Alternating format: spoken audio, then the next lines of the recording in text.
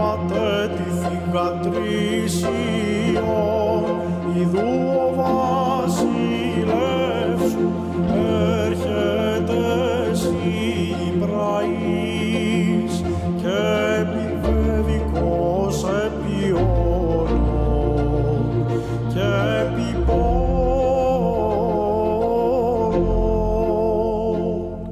ιών υποζυγίου.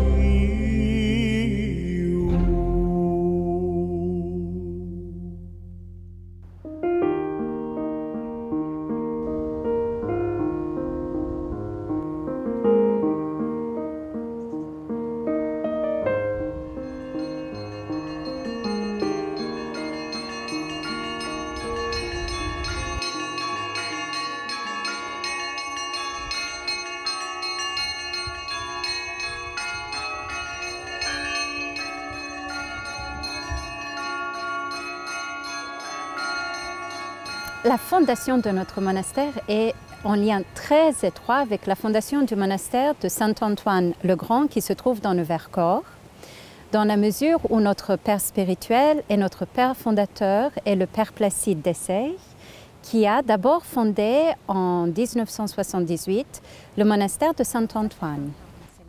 Mais vraiment, qui date à peu près de l'époque. La première chose qu'il a faite et qui est vraiment à la naissance de notre communauté, a été d'accueillir d'abord la première candidate qui s'est présentée, très vite après les deux autres, alors qu'au départ, il ne pensait fonder qu'un petit monastère tout humble de moines. Et au bout du compte, il s'est retrouvé au tout début, à la naissance de sa propre communauté, à devoir s'occuper d'une communauté féminine. Le premier lieu de vie de la communauté étant rapidement devenu trop restreint, en compagnie du père Placide, les sœurs sont parties à la recherche d'un nouveau monastère. Donc voilà, le père Placide a pris son bâton des pèlerins, nous a accompagnés déjà dans les recherches pour sillonner la France, pour essayer de trouver un nouveau bâtiment où la communauté allait pouvoir s'installer. Et ensuite, par la suite surtout, il nous a beaucoup aidé, parce que c'était son vœu le plus cher, à trouver les moyens, les fonds finalement, pour acquérir ce land, donc ce bâtiment, avec ce grand domaine de 60 hectares, quand enfin nous avions trouvé le lieu où nous allions pouvoir nous installer.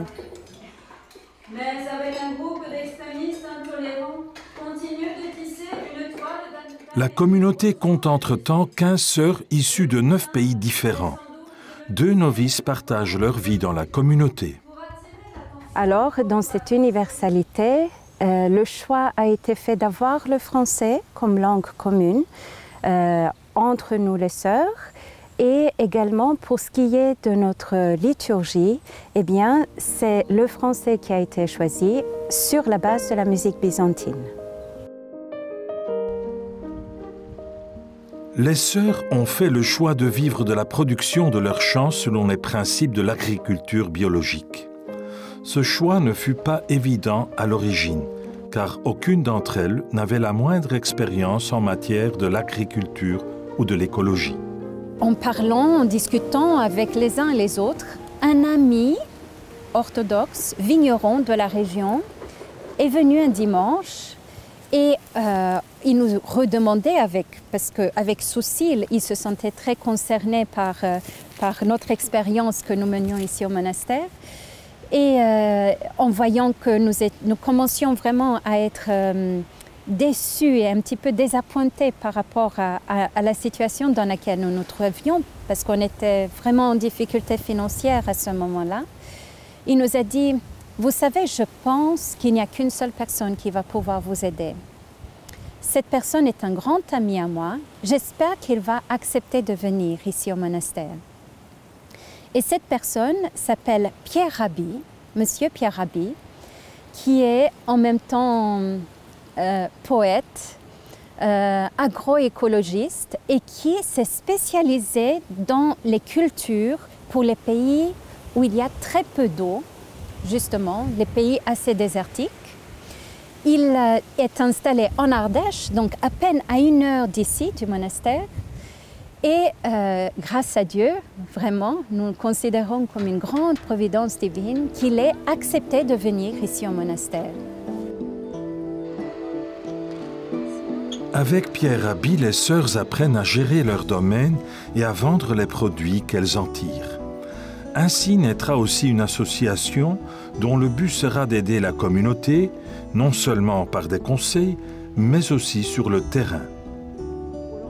Nous avons fondé, avec Pierre Rabhi comme président de notre association, l'association des Amis de Solan. Depuis, il y a des milliers de personnes qui sont passées ici, chacune apportant sa pierre à l'édifice de la revalorisation de tout ce patrimoine extraordinaire que le Seigneur a mis dans nos mains.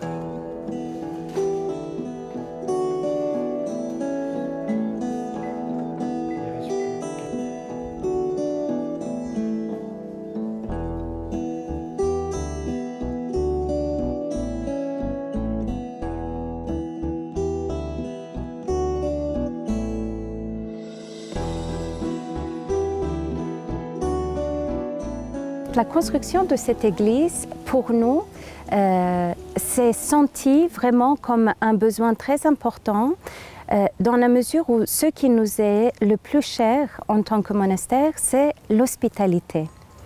Et notre chapelle devenant trop étroite pour les jours de fête, également, eh bien voilà, la fête par exemple de la sauvegarde de la création, nous nous sommes rendus compte qu'on ne pouvait pas accueillir honorablement toutes les personnes qui se présentaient à la porte du monastère si nous n'avions pas une église qui pouvait rassembler tous les fidèles ou toutes ces personnes-là à l'intérieur même de l'église.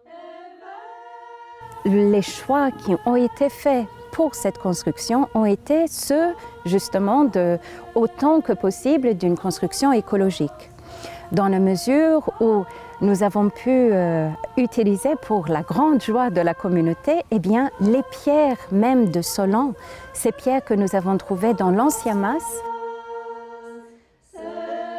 Cette relation étroite entre la communauté et la population locale se sent déjà beaucoup par l'émulation, on peut dire, tout autour de la part des petites gens qui ont su que nous avions ce projet de construction de l'église et qui, depuis des années maintenant, on peut dire depuis au moins 7 ou 8 ans, nous appellent en nous disant « Voilà, nous avons notre maison qui va être démolie, qui était toute en pierre pour différentes raisons, mais on serait tellement heureux si vous pouviez venir ramasser ces pierres et que vous les utilisiez pour la construction de votre future église. » Ensuite, pour ce qui est du choix de l'isolation, nous avons employé le liège au niveau des murs et sous les toitures, nous avons fait le choix de la paille, qui est un isolant écologique le meilleur, on peut dire.